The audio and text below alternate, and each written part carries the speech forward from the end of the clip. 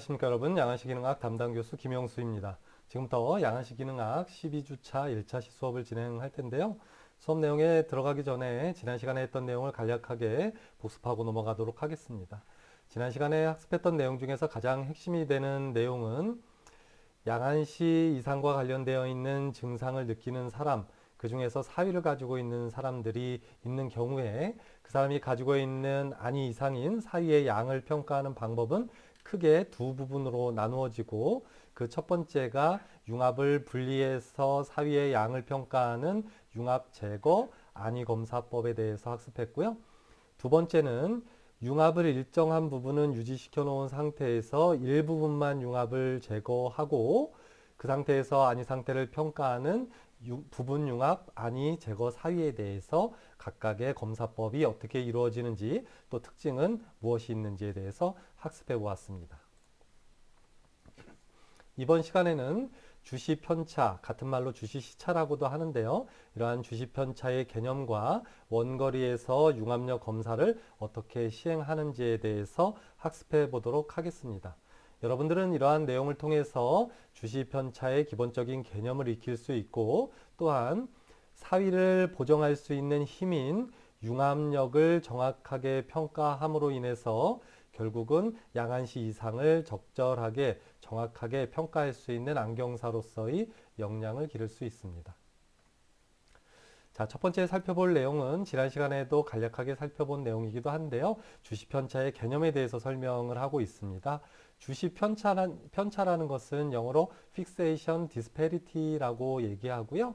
얘는 두 눈이 주시하는 상태가 약간의 어긋나 있는 상태를 얘기합니다. 그러니까 두 눈의 정렬 상태의 미세한 어긋남을 주시 편차라고 얘기하는 거고요. 같은 말로 주시 시차라는 말도 동시에 사용할 수 있습니다.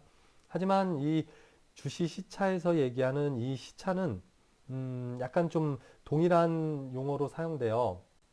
그게 무슨 얘기냐면, 우리가 이렇게 자동차를 타고 갈 때 내 자동차에서 가까이 있는 그 나무들은 엄청 빠르게 움직이잖아요. 그리고 멀리 있는 저 멀리 떨어져 있는 나무는 상대적으로 느리게 움직이잖아요. 그런 것을 패럴렉스, 시차, 영어 단어는 다른데 우리말로 바꾸면 시차라는 말로 동일하게 사용돼서, 뭐 나 같은 경우는 주시 시차라는 말보다는 주시 편차라는 말을 좀 더 많이 쓰는 편이에요. 이 주시 시차라는 말이 이 시차라는 그 동일한 의미를 가진 두 가지 의미와 조금 좀 헛갈린다 할까요? 그런 개념에서 어찌됐든 여러분들은 주시 편차와 주시 시차는 동일한 말이다라는 걸 일단 알아두시고요. 어찌됐든 주시 편차라는 것은 두 눈이 정렬 상태가 미세하게 어긋나 있는 상태를 얘기하는데, 그렇다면 이 미세하다는 의미가, 예를 들어서 뭐 거리로 따지자 그러면 두 눈의 그 정렬 상태 어긋남이 뭐 1mm 또는 2mm 어긋난 걸 미세하다 할까? 또는 뭐 10mm 어긋난 걸 미세하다 할까? 또는 각도로 따지면 1도 어긋난 걸 미세하다고 할까? 또는 뭐 2도 어긋난 걸 미세하다라고 할까? 그 기준이라는 게 명확하지 않은 것 같지만 실질적으로 아주 명확한 기준을 가지고 있습니다. 여러분들 10주차쯤에 그 판룸의 융합 영역이라는 것에 대해서 학습하면서, 이 판룸의 융합 영역이라는 것은 두 눈의 정렬 상태가 이 판룸의 융합 영역 안에만 들어오게 되면 양안시를 정상적으로 이룰 수 있는 하나의 영역을 얘기한다라고 그랬잖아요.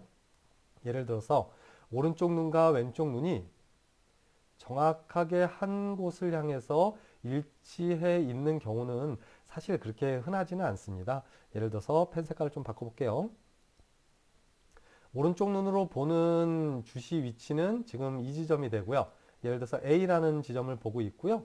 왼쪽 눈으로 주시하는 위치는 지금 여기인 B라는 위치를 보고 있다라고 하면, 원칙적으로 따지자면, 그러니까 판룸의 융합 영역이라는 게 없다면 두 눈으로 보는 대상 물체는 복시로 보여져야 하지만, 사실 우리 두 눈이 정확하게 정렬되지 않아도 이 판룸 융합 영역 안에만 들어온다고 하면 정상적인 양안시를 이룰 수 있는 그런 하나의 영역을 그 판룸의 융합 영역이라고 얘기한다라고 얘기했잖아요. 어찌됐든지 간에 이 개념이 그대로 주시편차에 적용됩니다. 그래서 우리가 두 눈의 미세한 어긋남을 주시편차라고 하는데 그 미세한 어긋남의 정도가 바로 판눈의 융합 영역을 벗어나지 않는 정도의 아주 미세한 어긋남을 얘기하는 거죠. 좀 또 펜 색깔을 바꿔서 또 다른 얘기를 한번 해볼게요. 그러면 오른쪽 눈으로 보고 있는 위치는 이 위치를 보고 있고요. 판눈의 융합 영역 바뀌죠. 왼쪽 눈으로 주시하는 위치는 바로 이 판눈의 융합 영역 아니라면 지금 하늘색으로 그려진 거리와 예를 들어서 초록색으로 그려진 거리가 동일하다고 하더라도 한눈은 판눈의 융합 영역의 밖을 주시하고 있고요. 한눈은 판눈의 융합 영역 안을 주시하고 있어서 즉 간단히 얘기하면 한눈의 그 주시 위치가 판눈의 융합 영역을 벗어나 있는 상태이기 때문에 이러한 상태면 복시를 유발하게 됩니다. 따라서 이런 주시 편차 정도의 어긋남은 단순히 거리상의 위치 또는 뭐 거리상의 관계를 나타내는 것이 아니라 거리가 좀 많이 벗어나더라도 예를 들어서 왼쪽을 주시하는 건 여기, 오른쪽 눈이 주시하는 건 이쪽처럼 거리가 많이 벗어나더라도 두 눈에 그런 어긋나 있는 정렬 상태가 판눈의 융합 영역 안에만 들어오면 결국은 복시는 발생하지 않고 양한 단일시를 이룰 수 있다라고 생각하면 좋겠습니다. 어찌됐든 여러분들이 중요하게 생각해야 되는 건 바로 정의겠죠. 두 눈이 정렬 상태의 시축의 정렬 상태가 미세하게 어긋나 있는 상태를 얘기하며 그 미세하게 어긋나 있는 정도는 바로 판눈의 융합 영역 안에서의 두 눈의 정렬 상태의 미세한 어긋남을 주시 편차라고 얘기합니다. 여기에다가 별표를 100만 개 정도는 쳐놔야 되겠죠. 아주 주시 편차에 대한 기본적인 개념이기도 하고요. 아주 중요한 얘기가 됩니다. 또한 이런 주시 편차는 지난 시간에 얘기한 것처럼 평강 필터를 이용한 다양한 검사법을 이용해서 측정할 수 있는데요.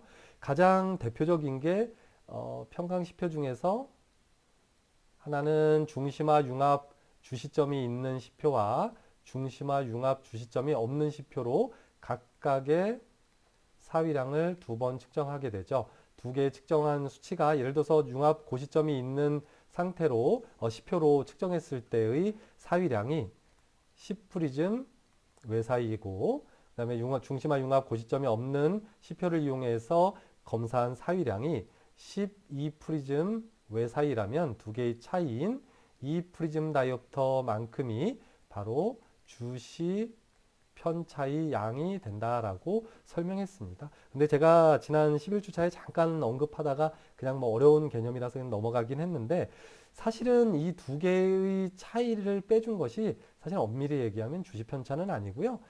좀 어려운 개념이지만 간단히 얘기하면 연합 사위량이 됩니다. 그래서 이 연합 사위량이라는 것은 개념이 어떤 거냐면 주시 편차를 0으로 만들 수 있는, 즉 주시 편차를 보정할 수 있는 프리즘 양의 값을 연합 사위량이라고 얘기합니다. 따라서 엄밀히 얘기하면 이 프리즘 다이옵터라는 양은 주시 편차의 크기라기보다는 연합 사이의 양, 즉 주시 편차를 0으로 만들 수 있는 프리즘 양이 되고요. 근데 뭐 어찌됐든 여러분들이 여기까지는 이해하지 않아도 관계없습니다. 좀 약간 어려운 개념이니까요. 그냥 이 차이를 주시 편차라고 이해하고 일단 넘어가 주시고요. 내가 나중에 기회가 된다면 이 내용에 대해서 다시 정리해서 한번 설명을 드리도록 하겠습니다. 자, 이 주시 편차에 대한 개념이 각각의 나라마다 약간의 차이가 있는데요. 미국과 독일권의 검안사들이 생각하는 주시 편차의 개념이 조금 다릅니다. 첫 번째 미국에 있는 검안사들이 생각하는 주시 편차의 개념은 두 눈의 정렬 상태가 정확하게 만약에 일치되어 있다, 즉 주시 편차가 없는 상태라면 두 눈의 정렬 상태를 오랫동안 유지할 수 없다고 생각하는 것이 미국의 검안사들입니다. 따라서 두 눈의 정렬 상태가 미세하게 어긋나 있는 상태에서 계속해서 융합을 하도록 자극하는 이 융합력의 자극에 의해서 정렬 상태가 오랫동안 지속적으로 유지할 수 있다라고 생각하는 것이 미국의 검안사들이고요. 따라서 이런 양한 주시를 지속적으로 유지하기 위한 자극제가 되는 것이 주시 편차이고, 이런 주시 편차는 뭐 교정을 할 필요가 있느냐? 뭐 있는 경우도 있지만 대부분은 자연스러운 것이기 때문에 교정할 필요가 없다라고 생각하고 있고요. 반대로 독일권의 검안사들 같은 경우는 이 주시 편차라는 것은 눈의 피로도를 유발한다. 즉 두 눈의 정렬 상태가 미세하게 어긋나 있기 때문에 이 상태까지 눈을 모으는 데까지도 융합력을 사용했겠죠. 예를 들어서 정면을 주시하고 있다가 이렇게 안쪽으로 주시했다라고 하면 융합력을 사용해서 일단 두 눈이 판눈 융합 영역 안에까지 모아놓으면 복시가 생기지 않으니까 그 상태로 약간 어긋나 있는 상태를 유지하겠죠. 하지만 이 상태에서 우리의 뇌는 아직 두 눈의 정렬 상태가 완벽한 것이 아니기 때문에 추가적으로 넘어가면 안 되는데 추가적으로 정확하게 눈을 모으기 위해서 추가적인 융합력이 더 계속해서 부과됩니다. 그러니까 주시 편차가 있으면 융합력을 인위적으로 더 써서 눈을 정렬시켜야 되기 때문에 그런 추가적으로 사용되는 융합력에 의해서 안정 피로를 유발하게 되는 거고요. 이러한 안정 피로를 유발하는 대표적인 것이 사위 자체도 있지만 이런 주시 편차에 의해서 또 추가적으로 안정 피로를 더 유발할 수 있기 때문에 독일의 검안사들 같은 경우는 사위는 당연히 보정해야 하고 거기에 더불어서 주시 편차까지도 완벽하게 교정하는 것을 추구하고 있습니다. 자, 결국은 이런 주시 편차라는 개념은 미국권과 독일권의 검안사들의 개념이 약간 다르지만 그래도 기본적으로 봤을 때는 양안의 스트레스를 유발하는 요인이라고 생각하는 것이 조금 더 일반적인 것 같아요. 물론 내가 이렇게 얘기하는 것에 좀 반대적인 의견을 내는 분들도 분명히 계실 수는 있습니다. 어찌됐든 기본적으로 이 주시 편차라는 것은 두뇌 정렬 상태가 미세하게 어긋나 있는 상태이기 때문에 기본적으로 이 미세하게 어긋나 있는 상태를 뇌에서 올바르다고 판단할까? 물론 판룸의 융합 영역 아니기 때문에 안에서 어긋나 있는 상태이기 때문에 뭐 그렇지 않다라고 보는 개념도 있지만 일반적으로는 이걸 더 정확하게 모으기 위한 신경 자극은 계속돼서 추가될 거고 그로 인한 스트레스, 안정 피로는 유발될 수 있다라고 생각하면 좋을 것 같습니다.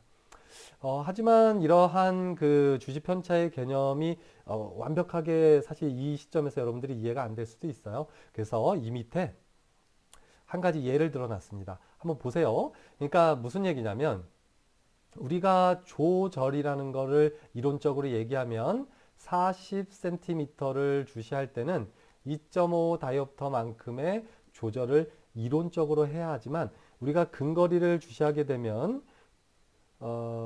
근접 반사에 의해서 폭주도 해야 되고요. 조절도 해야 되고요.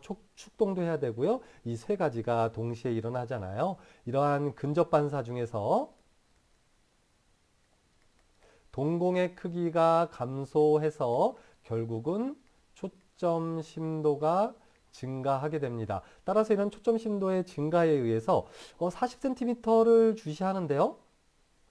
예를 들어서 2.5 다이옵터의 조절을 해야 하지만 만약에 2 다이옵터만 조절을 해도 이 40cm에 써 있는 예를 들어서 뭐 이런 4, 5, 6 이런 글자가 선명하게 보인다면 굳이 우리의 뇌는 조금 더 0.5 다이옵터를 추가적으로 더 조절을 하지 않아요. 그냥 2 다이옵터 조절한 상태에서도 선명하면 그냥 2 다이옵터만 조절한 상태에서 대상 물체를 주시하고 더 추가적인 조절을 하지 않습니다. 이와 마찬가지로 이런 것을 일단 조절 지체라고 얘기하죠. 조절 레그라고도 영어로 얘기하는데요. 어쨌든 조절 지체가 나타나는 것은 조절에서 일반적인 얘기가 되고요. 여러분들은 아마 이 개념에 대해서도 충분히 학습하고 있을 겁니다. 이 조절에서의 약간의 지체, 그러니까 정상적으로 이론적으로 조절 자극에 대해서 조절을 해야 하는 양보다 그 동공의 크기가 근거리에서 작아져서 초점 심도가 높아져서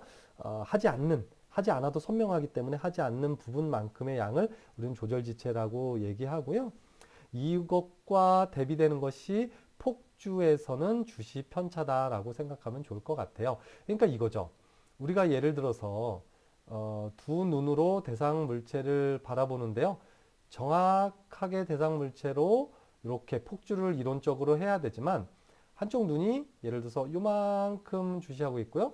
반대편 눈이 여기를 주시하고 있는 거예요.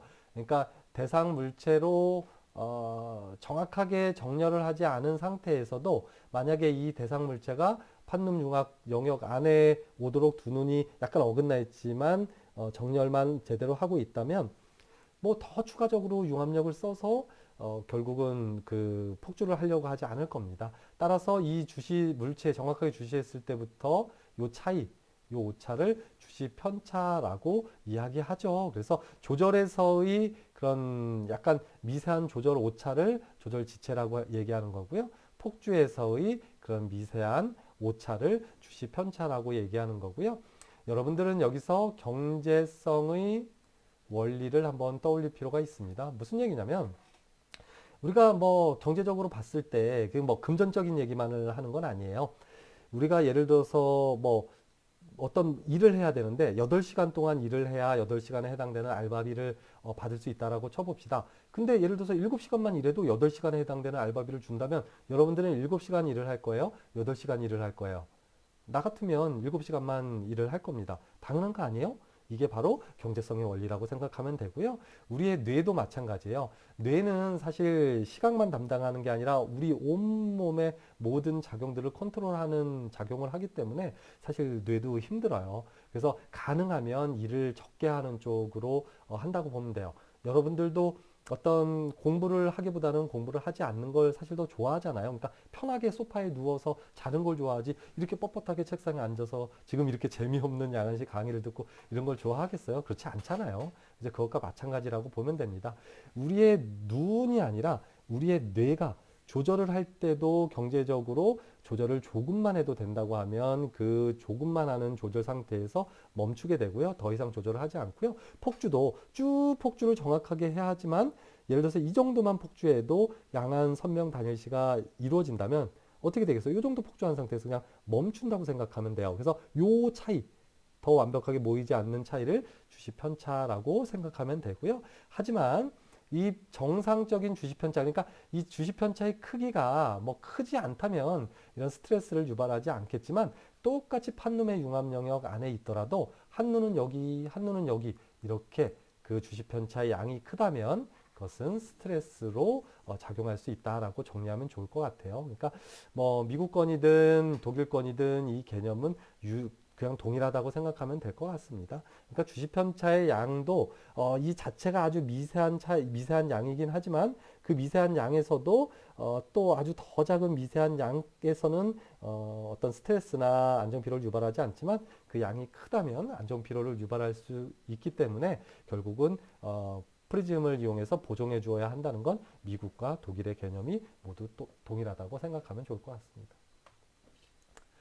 자, 주시 편차가 어떻게 해서 생기는지를 쭉 설명하고 있는데요. 기본적으로 간단히 설명하면 이렇습니다. 어떤 대상물체를 바라볼 때 예를 들어서 눈을 감고 있다가 대상물체를 향해서 바라보기 위해서 내가 눈을 탁 하고 떴다라고 생각해 보면 예를 들어서 우리가 잠을 자고 있을 때는 생리적 안정 아닌 상태에 놓여 있을 거고요. 눈을 딱 하고 뜨게 되면 네 가지 폭주 작용에 의해서 내가 보고자 하는 대상 물체로 눈을 쫙 하고 모으고 있는데 여기 지금 대상 물체예요. 그래서 두 눈이 주시하는데 바깥쪽을 보고 있다가 이쪽 대상 물체를 향해서 쭉 하고 주시축을 이동시키고 있는데 주시축의 위치가 요 정도의 위치만 해도 이 대상 물체가 선명하게 단일시로 보여진다면 뭐 더 이상 이 정확하게 이렇게 이론적인 얘기처럼 이렇게 더 모아서 융합을 하지 않는다는 얘기예요. 그래서 이런 주시 편차 같은 경우는 사실은 그냥 일반적으로 대부분의 사람들이 어느 정도는 가지고 있다. 근데 그 양이 워낙 미세하기 때문에 대부분의 사람들은 안정 피로를 느끼지 않는 것 뿐이고요.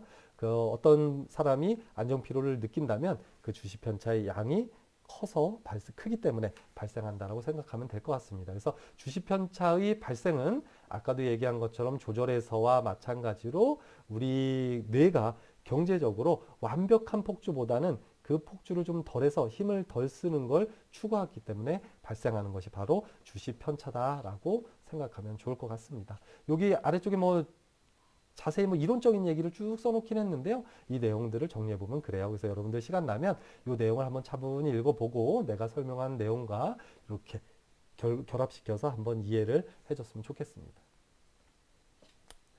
자, 그래서 주시편차의 개념을 그림으로 설명해 놓은 건데요. 뭐 별거 없어요. 결국은 두 눈이 바깥쪽으로 벌어져 있는 상태에서 안으로 모으다가 완벽하게 모이지 않고 이렇게 멈춰져 있는 상태. 또 내사위 상태에서는 이렇게 안쪽으로 눈이 몰려 있겠죠. 얘를 바깥쪽으로 벌리다가 완벽하게 벌려서 딱 일치시키면 좋은데 요 정도까지만 벌려도 양한 선명 단일시가 이루어질 수 있다면 더 이상 바깥쪽으로 융합력을 써서 벌릴 필요가 없는 거죠. 이러한 개념을 주시편차라고 생각해 주면 좋겠습니다. 자, 그럼 주시편차의 종류가 어떤 것이 있는지 살펴봐야 될 텐데요. 기본적으로 사위에서와 마찬가지로 수평 주시편차와 수직 주시편차가 있고요. 수평 주시편차는 또 사위에서와 마찬가지입니다. 바깥쪽으로, 그러니까 두 눈이 완벽하게 정렬을 한 게 아니라 바깥쪽으로 약간 요만큼 어긋나 있는 상태. 이걸 외방 주시편차라고 얘기하고요. 그 다음에 두 눈이 완벽하게 정렬되어 있는 것이 아니라 조금 안쪽으로 정렬된 상태에서 멈춰서 양한 단일시를 이루는 것을 내방 주시편차라고 얘기하고요. 이걸 또 수직 개념으로 바라보면 두 눈이 정확하게 정렬된 상태가 아니라 약간 이렇게 수직 방향은 위쪽으로 어긋나 있는 상태를 상방 주시편차라고 하고, 또 마찬가지로 두 눈이 이렇게 교차되어 있다가 정확하게 만나야 되는데 조금 요 정도 아직 완벽하게 수직으로 올라가지 않았는데 아직 아래쪽에 있는 거죠. 한쪽 눈이. 그 상태에서 양한 선명 단일시를 이루는 것을 하방 주시편차라고 합니다. 이 주시편차의 종류는 사위의 종류와 마찬가지이기 때문에 뭐 어렵지 않게 이해할 수 있을 거고요. 자, 이 아래쪽이 중요합니다. 이 주시편차의 크기는 내가 서두에서도 얘기한 것처럼 판룸의 융합 영역 안에서의 두 눈의 정렬 상태의 미세한 어긋남을 얘기하기 때문에 이 양이 정말 작습니다. 따라서 분각의 단위를 사용하게 됩니다. 이게 중요한 거예요. 그래서 기본적으로 우리가 예를 들어서 내가 그림을 다시 그려볼게요. 요 각도를 예를 들어서 1도라고 얘기하면요. 1도를 60개로 나눈 거예요. 1분은 60분이잖아요. 그죠? 1분은 60초죠. 1시간은 60분이고요. 그렇게 시간 개념을 생각하면 돼요. 어찌됐든 이 1도를 60개로 나눈 것 중에 하나가 1분각입니다. 그러니까 1도, 그 다음에 1도를 60개 나눈 것 중에서 하나를 1분각이라고 얘기하고요. 또 이게 1분각이면 1분각을 다시 60개로 나눈 것 중에 하나를 1초각이라고 얘기합니다. 그래서 단위가 이래요. 점을 하나 찍으면 1분각, 또 1분각을 60개로 나눈 것 중에서 하나가 1초각 이렇게 얘기합니다. 따라서 주시편차의 크기는 워낙 작기 때문에 뭐 각도 단위라거나 프리즘 다이옵터의 단위보다는 이 분각 단위를 이용한다라는 걸 알아둘 필요가 있고요. 요 밑에 뭐 10분각 이하가 대부분이고 주시편차의 크기는요. 20분각은 약 0.75 프리즘 다이옵터에 해당된다라고 표현되어 있지만 어찌됐든 뭐 이거보단 중요한 게 이겁니다. 주시편차가 어떤 종류가 있는지와 주시편차를 얘기하는 그 크기의 단위가 분각 단위를 사용한다는 걸 알아둘 필요가 있겠습니다. 자, 좀 전에 설명한 주시편차의 개념을 그림으로 설명한 건데요. 지금 위쪽에 있는 것과 마찬가지로 두 눈이 대상물체로 정렬을 해야 하지만, 좀 색깔을 바꿔야 되겠네요. 펜 색깔을. 정렬해야 하지만 그거보다 조금 더 앞쪽에서, 그러니까 눈이 이렇게 되는 거죠. 아니요, 반대로 설명하는 게 좋겠네요. 눈이 모여 있는 상태의 내 사이가 바깥쪽으로 눈을 쭉 벌리다가 요만큼 아직 더 벌려야 되는데 요 정도에서 멈춘 상태, 이걸 내방 주시 편차라고 얘기합니다. Isofixation disparity라고 얘기하고요. 그 다음에 오른쪽 그림 같은 경우는 외사위 상태에서 눈을 쭉 하고 모으다가 요 정도에서 판룸 융합 영역 안에 들어갔고 정확하게 양한 선명 단일시가 이루어지는 상태라면 요 상태, 그러니까 더 모여야 하지만 더 모이지 않는 단계죠. 그러니까 바깥쪽으로 쭉 하고 이렇게 벌어져 있다가 안쪽으로 모이는 거죠. 쭉 모이다가 대상물체는 여기까지 봐야 되는데 여기에 대상물체가 있는데요. 그거보다 좀 덜 모인 상태에서도 두 눈의 정렬 상태가 어긋나 있긴 하지만 양한 선명 단일시를 이룰 수 있는 상태를 외방 주시편차라고 하고 엑소 픽세이션 디스패리티라고 표현합니다. 여기 영어로 써 있는데요. 뭐 이건 뭐 영어는 그게 중요하진 않아요. 그 다음에 뭐 상방 주시편차, 하방 주시편차 이런 것들이 있다. 자, 그러면 이런 주시편차에 영향을 주는 요소들은 무엇인지도 아는 것이 중요한데요. 자, 정말 중요합니다. 그러면 주시편차가 큰 사람이 있고 작은 사람이 있고 이런 사람들마다 다 차이가 나는데 어떤 사람은 주시편차가 있어도 뭐 크게 피로도를 안 느끼는 사람이 있는 반면에 작은 주시편차가 있어도 또 피로도를 느끼는 사람이 있고 또 주시편차가 큰 사람이 있고 작은 사람이 있고 다양하단 말이에요. 이런 주시편차의 크기에 영향을 주는 요소들은 뭐가 있는가? 자, 1번. 융합력이 크고 작음에 따라서 주시편차의 크기가 달라지게 됩니다. 당연히 또 융합력의 크기가 큰 사람은 주시편차가 작을 가능성이 많겠죠. 모두가 다 그런 건 아니지만요. 자, 두 번째, 측정 전과 측정 중에 프리즘 적응의 차이에 의해서 나타납니다. 이거는 좀 어려운 개념이라서 여러분들이 좀 뒤에서 내가 다시 설명할 텐데요. 한 14주차 때 아마 이 내용 설명할 것 같아요. 무슨 얘기냐면 눈 앞에다가 이렇게 프리즘을 대고 예를 들어서 뭐 어떤 검사를 진행한다라고 쳐봅시다. 그러면 이 프리즘이 10 프리즘 다이옵터만큼 눈에 작용을 하게 되면 두 눈에 작용을 하게 되면 처음부터 끝까지 10 프리즘 다이옵터에 영향을 주는 것이 아니라 이 10 프리즘 다이옵터를 부과하게 되면 이 10 프리즘 다이옵터를 사실 이 개념을 내가 얘기할까 말까 고민이긴 한데 어쨌든 프리즘 이팅이라는 말을 씁니다. ATING 프리즘 이팅, 프리즘을 먹어버린다라고 표현하거든요. 그러니까 그 프리즘 자체에 조금씩 적응을 하게 되는데요. 이 프리즘 적응이라는 것을 아주 많이 하는 사람이 있고요. 프리즘 적응을 잘 안 하는 사람이 있어요. 그러니까 예를 들자 그러면 어떤 프리즘을 처방을 했는데요. 그 프리즘의 효과가 거의 없는 사람이 있어요. 그런 사람들은 프리즘 막 먹어버리는 거예요. 실제로 프리즘이 뭐 사과같이 맛있어서 막 씹어 먹는다는 의미가 아니고요. 우리 뇌에서 그 프리즘에 적응을 해버려서 프리즘 효과가 사라지는 것을 얘기하거든요. 어찌됐든지 간에 자, 이것도 좀 어려운 개념이긴 하지만 두 번째 프리즘 적응, 그러니까 프리즘을 눈앞에 댔을 때 이 프리즘에 적응하는 능력의 차이에 따라서도 이 주시편차의 양이 달라진다. 일단 이렇게 얘기해 두세요. 융합력의 차이, 또 프리즘 적응의 차이에 의해서 주시편차의 크기는 달라진다. 세 번째, 넘어가면 안 돼요. 자, 세 번째, 조명에 따라서 달라진다. 그러니까 예를 들어서 뭐 밝은 조명과 어두운 조명. 사실 이 개념은 이 조명에 따라서 달라지는 것은 사실은 어떤 조절의 개념, 뭐 이을 가지고 설명할 수도 있고요. 또는 조명이 밝고 어두워짐에 따라서 아무래도 이러한 그 타겟의 선명도도 좀 달라질 수 있거든요. 어찌됐든지 간에 이런 모든 개념을 뭐 포함해서 조명의 밝고 어둠에 따라서도 주시편차는 달라지게 되고요. 그 다음에 네 번째, 여기 자꾸 넘어가네요. 네 번째, 측정 중에 개입된 조절력에 따라서도 주시편차의 양이 달라집니다. 그러니까 어떤 예를 들어서 대상 물체를 주시하는데 조절력이 뭐 2다이옵터 부과됐을 때도 있고 2.5다이옵터 부과됐을 때 3다이옵터 부과됐을 때 이렇게 조절력이 얼만큼 개입됐느냐에 따라서도 또 주시편차의 양이 달라진다. 자, 마지막 맨 아래쪽에 보면 사용 시표 중에서 융합작을 주지 않는 범위가 넓을수록 주시편차의 크기가 커진다. 이 개념도 중요한데요. 그러니까 이런 거예요. 어떤 시표를 바라보는데 예를 들어서 뭐 2자라는 시표를 바라본 상태에서 주시편차를 검사할 수도 있을 거고요. 내가 예전에 뭐 이런 얘기를 했을 수도 있는데 예를 들어서 그겁니다. 시표가 뭐 예를 들어서 시표가 뭐 좀 흐리멍텅한 시표이거나 아니면 작은 시표이거나 뭐 또는 어떤 그 융합 자극을 줄 수 있는 범위가 좀 달라지는, 그러니까 뭐 큰 숫자와 작은 숫자를 그냥 간단히 설명할게요. 뭐 딱 그렇게 되는 건 아니지만 예를 들어서 이렇게 큰 숫자와 이렇게 작은 숫자가 있다라고 얘기하면 어떻게 될까요? 아무래도 이 작은 숫자 같은 경우는 뭐 융합을 아무래도 그 숫자 자체가 융합을 자극하는 자극제니까요. 그 범위가 아무래도 좀 적을 거고요. 또 숫자가 큰 것은 또 그 융합을 자극하는 그런 범위가 좀 상대적으로 좀 넓다라고 볼 수 있는데요. 뭐 그렇게 설명하면 꼭 맞는 건 아니지만 어쨌든 쉽게 설명할게요. 그래서 이렇듯 융합 자극을 주지 않는 범위가 넓으면 이렇게 써 있고요.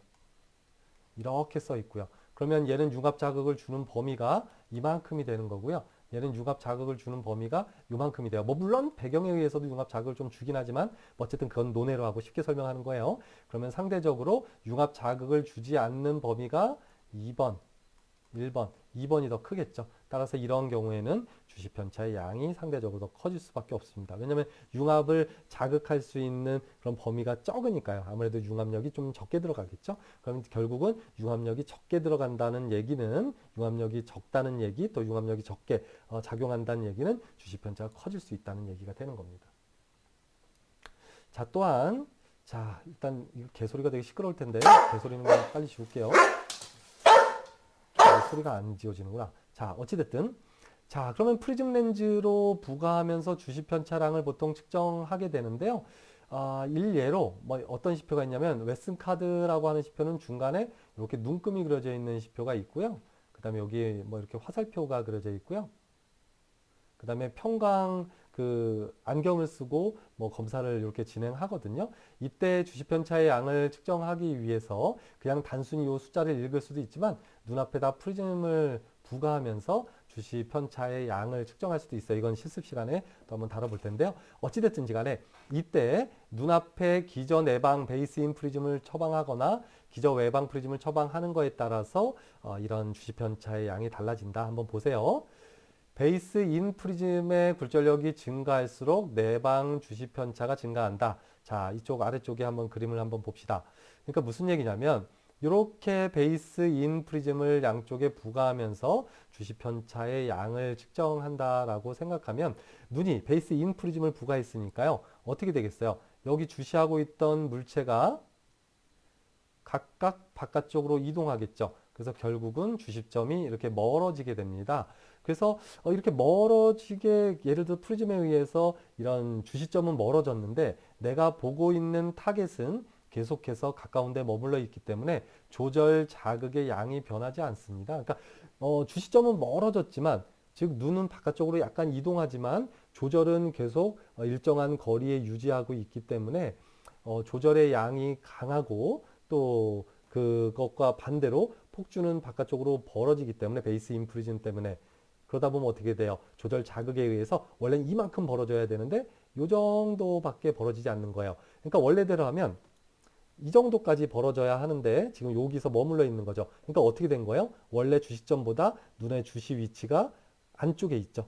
안쪽에 있죠. 그죠? 그러니까 이게 내방 주시 편차가 되는 겁니다. 따라서 베이스 인프리즘을 점차 증가시키면 시킬수록 계속해서 이 내방 주시 편차의 양은 점점 증가할 수밖에 없어요. 왜냐하면 눈은 계속해서 그 주시점은 멀어지는데요. 타깃이 바깥쪽으로 가니까요. 근데 조절은 계속 일정한 상태 여기 앞에 예를 들어 40cm면 검사한 거리는 40cm에 유지해서 2.5다이옵터만큼 계속 조절을 유지하고 있기 때문에 이런 일이 발생하는 거고요. 반대로 기저 외방 프리즘을 대서 베이스 아웃 프리즘을 대면 어떻게 될까요? 그럼 주시점이 상대적으로 더 가까이 이동하겠죠? 그러면 조절은 여기 상대적으로 여기 40cm에 머물러 있는데 주시점은 더 가까운 쪽으로 이동하기 때문에 결국은 눈이 더 모여야 되는데 이렇게 이만큼까지 모여야 되지만 어떻게 돼요? 조절량이 원래 폭주를 유발하는 이 위치보다 좀 적기 때문에 상대적으로 좀 약간 바깥쪽에서 멈춰서 요 있는 상태를 유지하죠.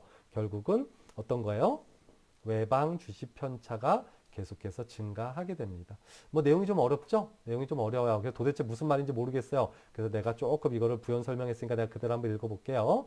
결국에 베이스 인 프리즘에 의해서 유발되는 계산보다 조금 덜 계산하게 되기 때문에 내방 주시 편차가 되는 거고요. 베이스 인 프리즘을 눈앞에 부과했을 때 이 아래 그림 설명하는 거예요.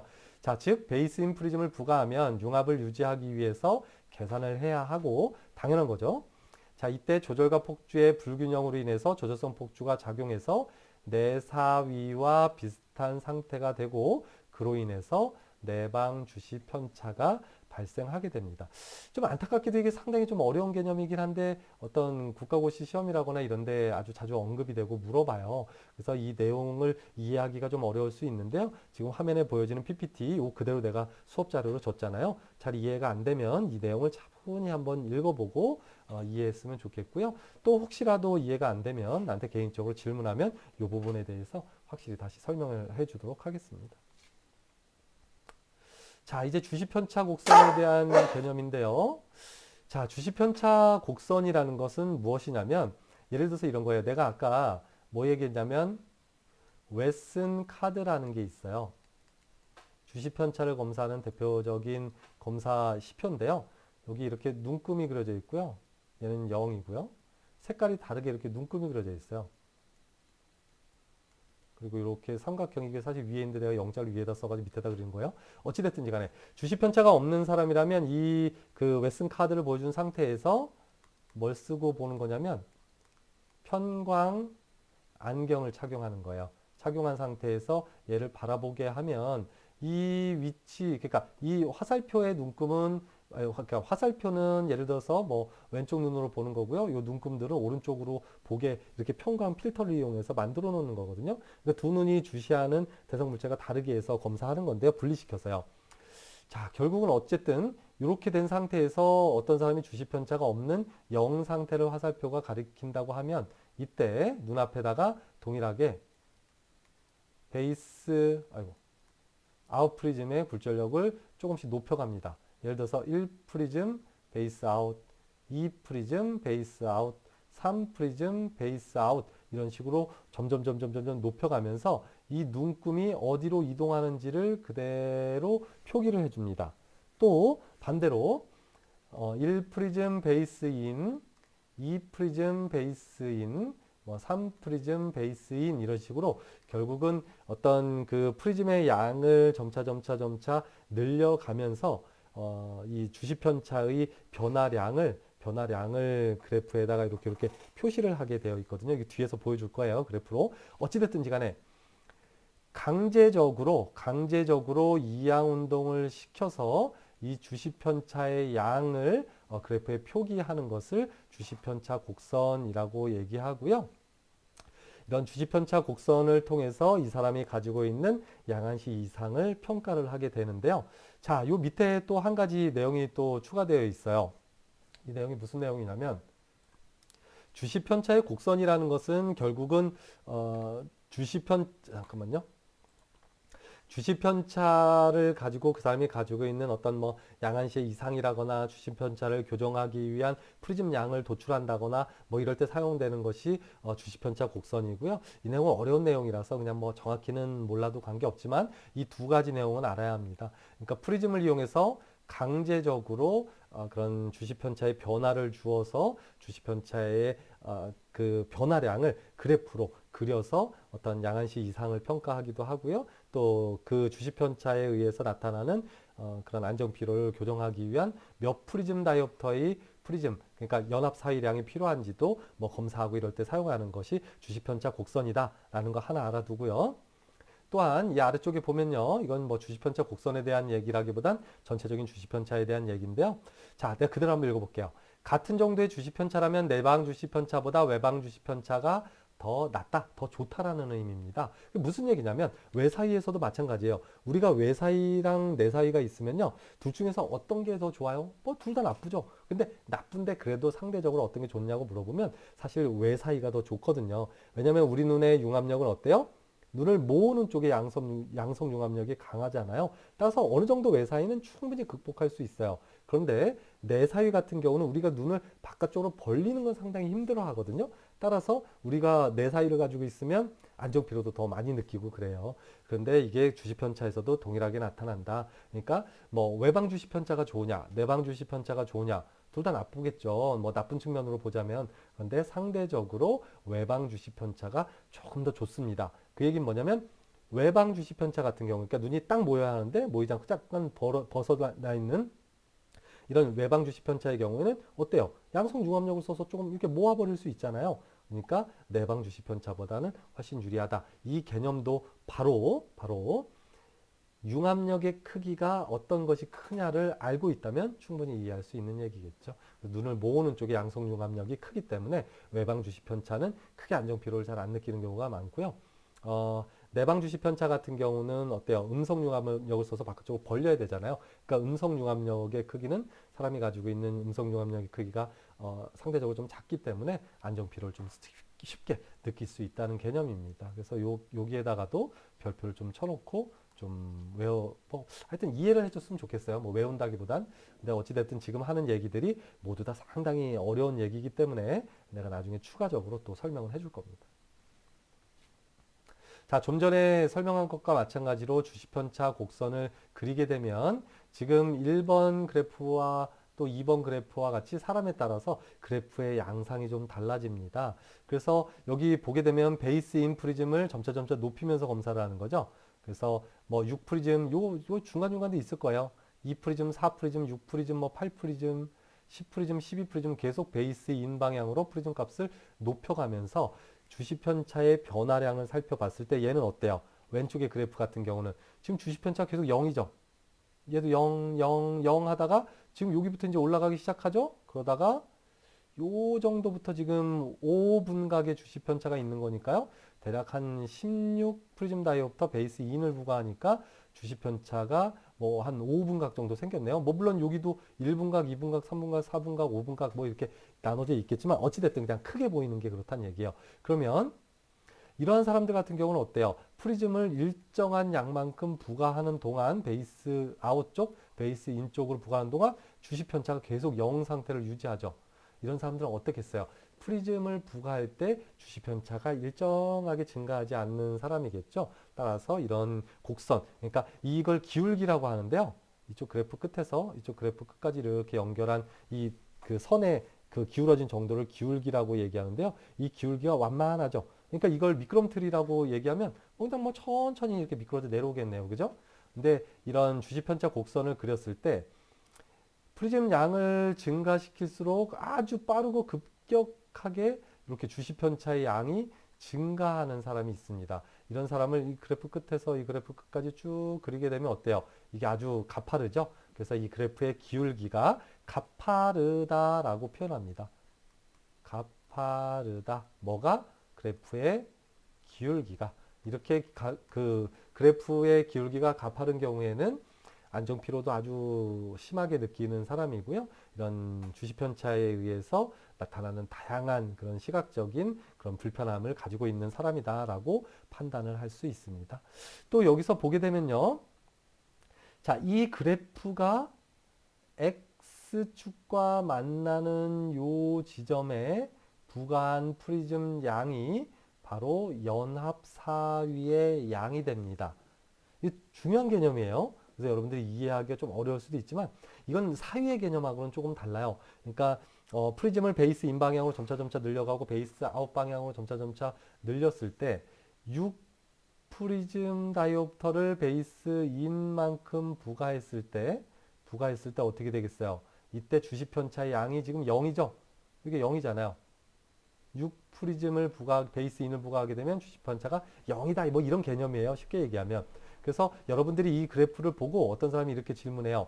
지금 다음과 같은 주시 편차 곡선을 보여주고 있다. 이때 연합 사이의 양이 뭐라 그랬죠? 내가 연합 사이의 양은 주시 편차를 0으로 보정할 수 있는 프리즘 양을 연합사이량이라고 했잖아요. 그래서 다음 그래프를 보고 이 사람이 가지고 있는 주시 편차에 의해 나타나는 그런 시각적인 안정 피로를 해결하기 위해서 처방해야 하는 프리즘 양은 얼마입니까? 라고 물어보면 여러분들 이거 꼭 기억해 두세요. 그래프가 X절편과 만나는 X축과 만나는 요 지점의 프리즘 양 6프리즘이 될 거고요. 여기 베이스 인을 부과한 거잖아요. 그래서 6프리즘 베이스 인을 이 사람한테 처방을 하게 되면 이 사람의 그런 주시 편차에 의해서 나타나는 그런 안정 피로들이 해결될 수 있다라고 생각하면 좋을 것 같고요. 자, 이 왼쪽의 그래프 같은 경우는 지금 주시 편차가 계속 X축하고 만나는 곳이 0, 0, 0, 0, 0, 0, 0, 0 이렇게 계속 0이기 때문에 이런 경우에는 주시 편차를 그러니까 연합사이량이 0인 거죠. 그러니까 결국은 보정해 줄 필요가 없는 겁니다. 이 사람 같은 경우는 지금 보면 여기 X자 표시되어 있는 부분이 지금 8프리즘인데요. 요건 뭐냐면 얘는 8프리즘인 경우에는 이 사람이 가지고 있는 사위량을 나타내는 거예요. 그래서 이 사람이 8프리즘 외사위를 가지고 있는 사람인데 이 사람이 어떤 안정피로를 뭐 이렇게 느껴요. 그럼 이게 사위 때문에 나타나는 안정피로도 있을 수 있겠지만 지금 오른쪽 그래프 같은 그래프 양상을 보인다면 이게 사위에 의한 어떤 안정피로라기보다는 주시 편차에 의한 안정피로가 됩니다. 따라서 이런 경우에는 X축과 만나는 그 지점의 프리즘 양을 부과해서 처방하면 즉 연합사위량을 처방하게 되면 그런 안정피로가 사라진다라고 이해해 주었으면 좋겠습니다. 자, 그 다음에 11.4에 보면 이런 게 나와요. MKH라고 이게 영어로 읽을 수 있는데 이게 그 독일어예요. 독일에서 만들어진 검사법이거든요. 독일 알파벳 읽는 걸로 따지면 엠카하입니다. 그래서 엠카하 검사법이라 그래요. 독일 사람들이 만든 거고 이 엠카하 검사법에 대해서는 교재에 아주 자세히 나와 있는데요. 뭐 기본적으로 이렇습니다. 그러니까 단안이 가지고 있는 굴절 이상도 비정시를 교정하는 것도 안경사가 중요하게 생각해야 되는 개념이긴 하지만 양안에서 발생하는 비정시, 즉 사위라거나 주시 편차와 같은 것을 제대로 교정을 해주지 않으면 그로 인해서 다양한 시각적인 문제가 나타난다라고 해서 엠카하라는 그 사람 3명의 사람 이름의 약자거든요. 어찌됐든지 간에 이 엠카하 검사법을 이용해서 이게 평강검사법인데요. 교정을 해주어야 한다는 내용이 쭉 교재에 나와 있어요. 요건 아까 미국과 독일의 그 차이는 얘기를 뭐 했었죠. 그러니까 주시 편차나 프리즘 처방에 대한 개념이에요. 그러니까 이거야. 아까 주시 편차의 개념도 미국 사람과 독일 사람들 검안사들이 생각하는 것이 다르듯이 만약에 어떤 사위라거나 주시 편차가 있는 경우에 미국권의 검안사들 같은 경우는 주로 프리즘을 처방하기보다는 시기능 훈련을 더 중점적으로 시켜야 한다라고 생각하고 있어요. 그래서 미국 사람들 같은 경우는 주시 편차의 개념에서는 주시 편차가 피로를 유발하는 요인이 되지 못한다고 얘기했잖아요. 그래서 그 사람들 같은 경우는 미국의 검안사들은 프리즘 처방을 그렇게 크게 하지 않아요. 그래서 시기능 훈련을 통해서 가지고 있는 양안시 이상들을 교정하려고 노력한다라고 생각하면 좋을 것 같고요. 반대로 독일권의 사람들 같은 경우는 이런 주시 편차를 확실하게 교정을 해 주어야 하고 또 사위도 프리즘으로 확실히 교정을 해 주어야 한다고 얘기합니다. 따라서 프리즘 처방을 우선시하는 경향이 좀 있어서 독일의 검안사들 같은 경우는 어떤 양안시 이상이 있다거나 또는 뭐 양안시 뭐 주시 편차에 의한 안정 피로가 나타난다거나 하면 대부분 다 프리즘을 처방해서 이런 주시 편차를 교정해서 해결하려고 노력하고 있습니다. 근데 이 엠카하 검사법에 대해서는 뭐 교재에 나와 있는데요. 이게 크게 그 중요한 부분이 아니에요. 그냥 평강검사법인데 그 중에서 좀 독특한 하나의 검사법을 이루고 있기 때문에 이 내용은 중요하지 않으니까 참고적으로 그냥 책 한번 쭉 읽어봤으면 좋겠고요. 이 내용에 대해서는 그냥 넘어가도록 하겠습니다. 바로 확 하고 점프하게 됩니다. 자, 그러면 이번 시간에는 융합력에 대한 기본적인 내용만 간단히 언급하고 수업은 마무리 짓도록 할 거예요. 자, 그럼 융합력이라는 것이 뭐냐? 그럼 융합력은 어떻게 검사하느냐? 이 개념에 대해서만 얘기할 텐데요. 융합력은 여러분들 앞전에도 설명한 것과 마찬가지로 뭐예요? 양안 단일시를 유지하기 위해서 사위를 보정하기 위해서 눈의 위치를 외사위의 경우에는 안쪽으로 모으고 내사위의 경우에는 바깥쪽으로 벌리는 힘을 융합력이라고 하는 거죠. 그러면 이런 융합력을 어떻게 검사하게 되느냐? 로터리 프리즘이라거나 또는 프리즘 바와 같이 예를 들어서 프리즘 바라는 거 여러분들 본 적이 없을 텐데요. 이게 실습할 때 좀 보면 좋은데 이렇게 프리즘이 연속으로 묶여 있고요. 그래서 예를 들어서 여기가 뭐 1프리즘 다이옵터, 3프리즘, 뭐 6프리즘, 10프리즘, 뭐 20프리즘 다이옵터 이렇게 쭉 프리즘이 붙어 있어요. 그래서 이걸 프리즘 바라고 얘기하거든요. 자, 써줄게요. 프리즘 바라고 얘기하고요. 이런 프리즘 바를 사용하는 경우도 있고 그런데 보통은 로터리 프리즘을 이용해서 학교에서도 실습을 많이 하죠. 여러분들도 실습 시간에 다 한 번씩 해볼 겁니다. 블러, 브레이크, 리커버리 그러니까 흐린 점, 분리점, 회복점을 찾아서 결국은 그 사람이 가지고 있는 융합력을 평가하게 되는 것입니다.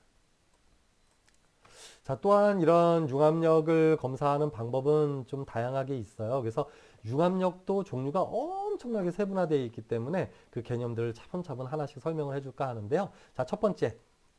전폭주력 검사라는 것이 있습니다. 그러니까 그 사람이 가지고 있는 예를 들어서 뭐 조절성 폭주, 융합성 폭주, 긴장성 폭주, 뭐 또 하나 빠진 게 뭐가 있죠? 근접성 폭주 이런 4가지 폭주 성분을 그냥 모두 사용해서 이 사람이 최대한 폭주를 얼만큼 할 수 있는지를 나타내는 것이 바로 전폭주력이라고 얘기하고요. 보통 폭주근점을 통해서 측정을 할 수 있습니다. 이렇게 하는 거죠. 이 볼펜을 보게 한 상태에서 쭉 볼펜을 눈으로 가까이 다가가다가 볼펜 끝이 2개가 되면 얘기하세요. 2개가 됐어요. 라고 얘기할 때 안경을 쓴 사람은 안경면으로부터 여기 펜까지의 거리, 안경을 안 쓴 사람은 눈부터 펜까지의 거리를 측정해서 프리즘 다이옵터 단위로 환산을 하게 되면 그것이 전폭주력이 됩니다. 보통 우리가 폭주 근점 검사는 뭐 10cm, 뭐 8cm 이렇게 센티미터 단위로 측정하는데요. 얘를 프리즘 다이옵터로 환산하게 되면 전폭주력을 측정할 수 있습니다. 그래서 여러분들이 이 측정하는 폭주 근점이 전체 폭주력을 측정하는 것이다 라고 생각하면 좋을 것 같고요. 자, 원거리와 근거리에서의 융합력 검사가 좀 다른데요. 일단 원거리에서 하는 융합력 검사에 대해서 살펴보면 먼 거리를, 그러니까 광학적으로 무한대인 5m나 6m 이상의 타겟을 하나 두고 검사를 진행하는 거예요. 따라서 가까이 있다는 인식에 의해서 발생하는 근접성 폭주와 또 근거리를 주시할 때 발생하는 조절 자극에 의해서 발생하는 조절성 폭주는 개입되지 않습니다. 단지 이거 정말 중요한 거예요. 원거리에선 1. 긴장성 폭주와 2. 융합성 폭주만을 가지고 이 융합력을 사용하게 되기 때문에 원거리에서 측정하는 융합력 검사에서는 긴장성 폭주와 융합성 폭주만을 측정하고 근접성 폭주와 조절성 폭주는 평가되지 않는다라는 것을 알아두는 것이 중요하겠고요. 자, 두 번째, 근거리에서의 융합력 검사에서는 이 네 가지 폭주가 모두 다 관여한다. 또 한 가지 알아둬야 될 건 뭐냐면 원거리에서는 원칙상 긴장성 폭주와 융합성 폭주만을 측정하게 되지만 예를 들어서 가령 원시를 교정하지 않았어요. 그럼 어떻게 되겠어요? 멀리 볼 때도 조절을 하게 되겠죠. 그렇죠? 당연하잖아요. 미규정되는 원시에 의해서 조절을 하잖아요. 그렇게 되면 근접성 폭주와 조절성 폭주도 같이 개입이 되기 때문에 정확한 원거리 융합력 검사가 되지 않는다. 따라서 이런 융합력 검사를 하기 전에는 굴절이 상도를 완전 교정한 상태에서 측정해야 정확한 융합력을 측정할 수 있습니다. 자, 또한 양성 융합력과 음성 융합력을 검사하게 되는데요. 양성 융합력은 눈을 얼만큼 모을 수 있느냐를 검사하는 거고요. 음성 융합력은 눈을 얼마만큼 바깥쪽으로 벌릴 수 있느냐를 검사하는 거고요. 이때 흐린 점과 분리점과 회복점을 측정함으로써 이 양성 융합력과 음성 융합력을 평가하게 됩니다. 자, 이렇게 해서 주시 편차의 기본적인 개념과 원거리에서 또 융합력 검사를 어떻게 시행하는지에 대한 아주 기초적인 내용만 다뤘습니다. 자, 이번 시간에는 주시 편차와 원거리에서 측정하는 융합력 검사에 대해서 쭉 살펴보았고요. 물론 원거리 융합력 검사에 대한 본격적인 내용은 언급하지 않았습니다. 다음 시간에는 이제 원거리 융합력 검사에 대한 본격적인 검사 방법과 또 근거리 융합력 검사법에 대해서 설명하고 또 각각의 원거리와 근거리에서의 융합력에는 어떠한 성분들이 있는지에 대해서 살펴보도록 하겠습니다. 여러분들은 이와 관련돼서 자세한 내용을 학습하고 싶으면 안경광학책 교재 188페이지에서 201페이지의 내용을 살펴보시게 되면 이 주시편차와 원거리 융합력 검사에 대한 기본적인 개념을 추가적으로 학습할 수 있습니다. 이것으로 양안시 기능학 12주차 1차시 수업을 마무리 짓도록 하겠습니다.